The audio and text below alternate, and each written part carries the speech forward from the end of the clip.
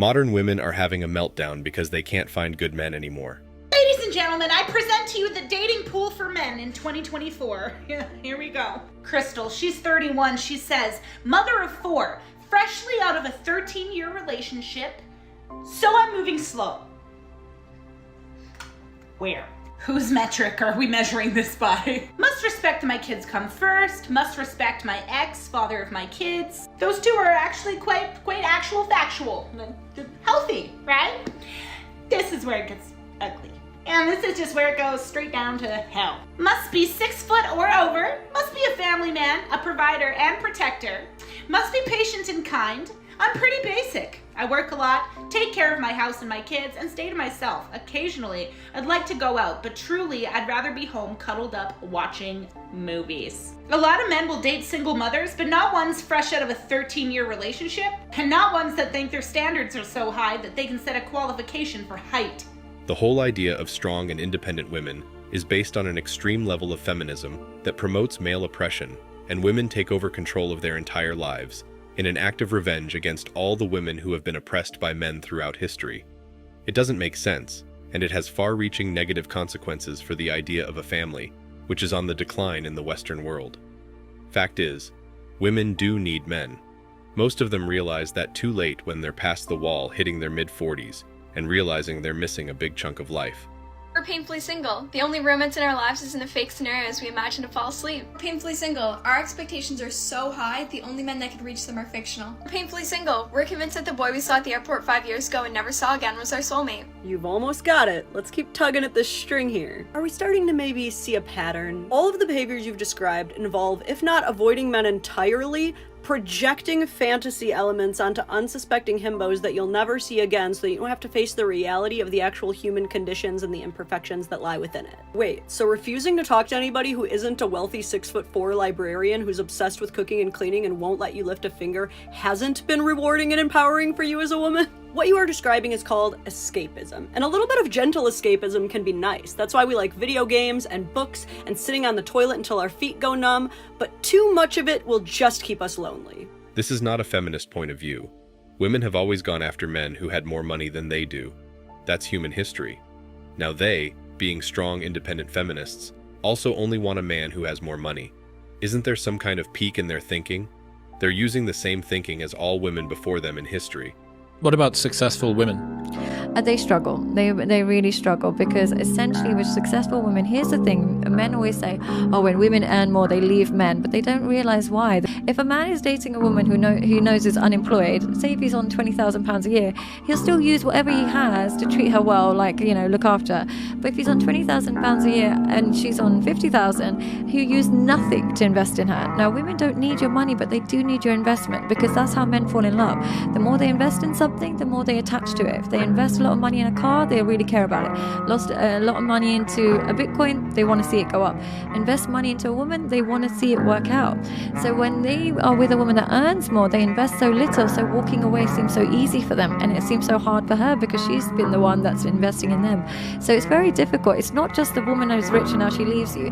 The man no longer adds any value. That is the main issue. He doesn't use whatever tiny resources he has on the woman like he normally would. It is only about money, so they want to have the richer guys, which are what women always wanted. How is that feminist? I wonder how many great guys have been discarded because the woman reached that enlightened stage where she wanted what every woman in history has wanted, and now, being near the end of their reproductive cycle, they find going it alone, not being everything it's cracked up to be. Isn't that weird? My channel is pretty much built for women to become better partners for their husbands or for their boyfriends. And a lot of women hate my channel. If you hate my personality, that's one thing. But if you hate my message of how to be a great partner, and then look in the mirror and say, why don't I have a great husband? I think we just found the answer. Sorry. Women play the victim successfully throughout their lives in order to achieve various objectives, such as financial gain, receiving attention, or avoiding consequences. Women en masse are now raising young boys to believe they are evil and toxic. They are on a mission to devalue and obliterate all facets of traditional masculinity. To the MELTDOWN movement, or men going their own way, a phenomenon that has emerged in response to the evolving relationship dynamics in the West. Born out of a sense of disillusionment with traditional relationships, MELTDOWN is a social statement where men choose to prioritize their own happiness and independence over traditional relationships. They're choosing to live life on their own terms, free from societal pressures and expectations.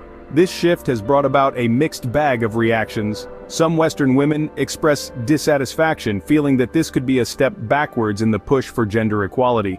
Others see it as a wake-up call, a prompt to reevaluate expectations in relationships. This movement has certainly stirred up a lot of discussion on relationship dynamics. It's a testament to the fact that as society evolves, so too do our concepts of relationships and what they should entail. The MELTDOWN movement, whether you agree with it or not, is a clear indication of this evolution. But remember, it's all about finding the balance that works for you and respecting the choices of others. After all, I think everyone at this point has an idea of what's been happening in the public school systems in Western nations, which are overwhelmingly run by women. Men are routinely portrayed in the media as incompetent, overly aggressive, and unethical. Thing is, women don't understand how many men actually don't mind providing for them, and how many men want a serious, committed relationship. But where are all the good men? They're just waiting for a woman who's worth providing for.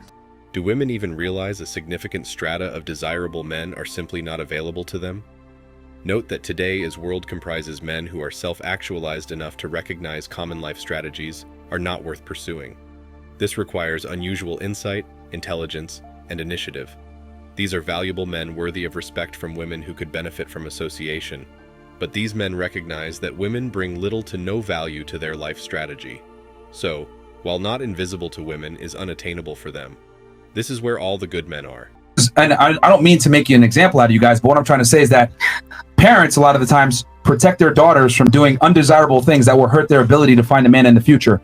Pornography, OnlyFans, all this stuff hurts your chances of finding a suitable husband. You know what I mean? So that's why it's so good to be with parents and why men value that. Because your parents are the first line of defense of you tarnishing your ability to find a man.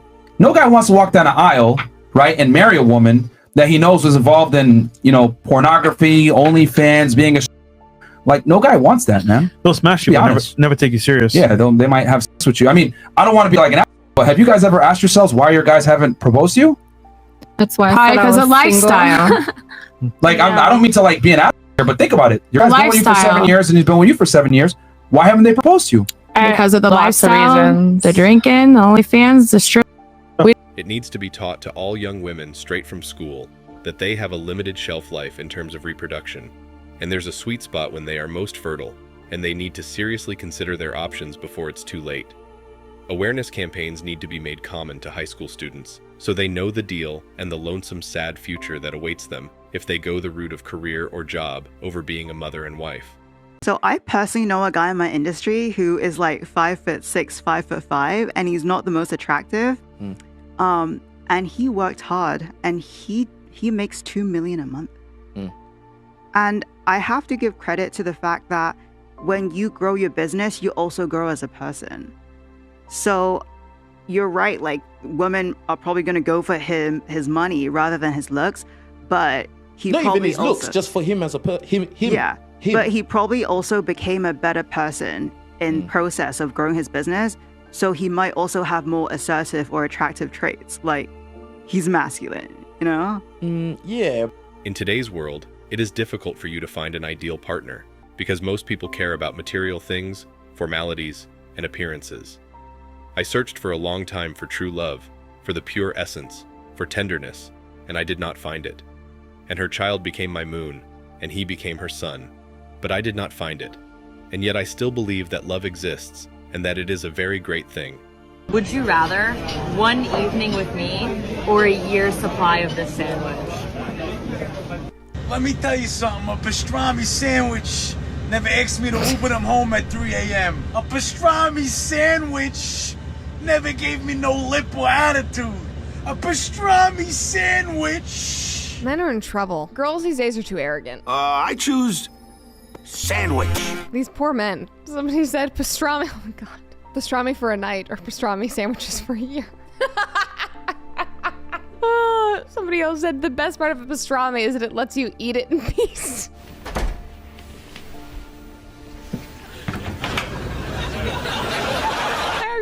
realize there was a sexual innuendo in that one. I was just like, oh, you just get to eat in peace. The modern Western woman is no longer an ideal worth fighting or protecting. Just get out of the way. The best way to defend yourself from a punch is to make sure you are not present when it comes to a strike. I have also learned that women prefer money above all other considerations. The guy can be handsome, young, have many skills, have a good personality, is a great conversationalist, and why not, a great lover. But they don't have as much money as the woman. That is, they are worth less, in real terms, than that woman, and therefore he's not a good mate. Meanwhile, women are most often portrayed as virtuous, peaceful, and highly competent. It is women who very often manipulate men to become violent on their behalf, while simultaneously perpetuating the narrative that all men are needlessly aggressive and destructive. In reality, however, women are just as aggressive and perhaps even more destructive. How many men are assaulted or murdered by other men over a woman? Just look up the statistics. Women are quite simply trained from birth to become master manipulators. Modern women in the West currently enjoy more options, support, and privilege than any man throughout history. Still, do you think there's a patriarchy? Give me a break. Feminists have been training women to be men. That's pretty much a prerequisite for a professional career these days. But it's also a formula for failure in your personal life. A feminine woman and a man go together like a nut and a bolt. A masculine woman and a man go together like two bolts. The masculine professional woman may disguise her masculine nature to get married, but eventually, it will express itself as competition with the man for dominance and control in the family. That leads to divorce for irreconcilable differences, not surprisingly. The fact is that women trying to be masculine in a home is what leads to high divorces. Men and women have distinct roles. They should complement each other and not compete. Men head the home, women support as helpers. Remember what you're being taught before you even think about simping in front of some hot woman who wants you to pay for her college tuition. Women sure do seem to complain a lot, despite being given the freedom to play life on easy mode. Most homeless individuals are in fact men.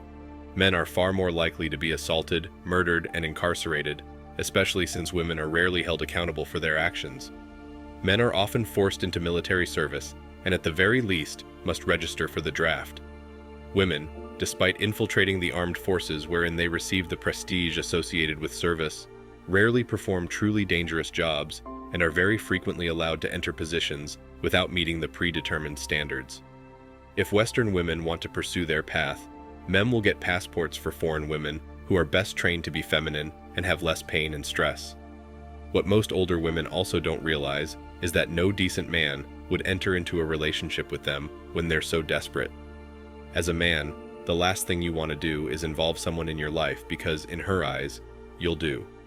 The prevalence of men dying from prostate cancer is 3 times higher than women who die from breast cancer. But all we hear about are women's issues. Try finding a dedicated men's clinic or other resources only for men. Men are also more likely to die by suicide and do not live as long as women who significantly outnumber them in nursing homes or assisted living facilities where they receive ongoing care. Most advanced degrees are now earned by women who enjoy vast support in the form of grants and scholarships and have quite literally driven males away from higher education. Thanks for watching Man Reacts. Show us your love and support by liking this video, sharing it with your friends, and subscribing to the channel. Support us and help us spread support for men around the world. Do comment and share your thoughts. We're always up for a healthy debate and discussion.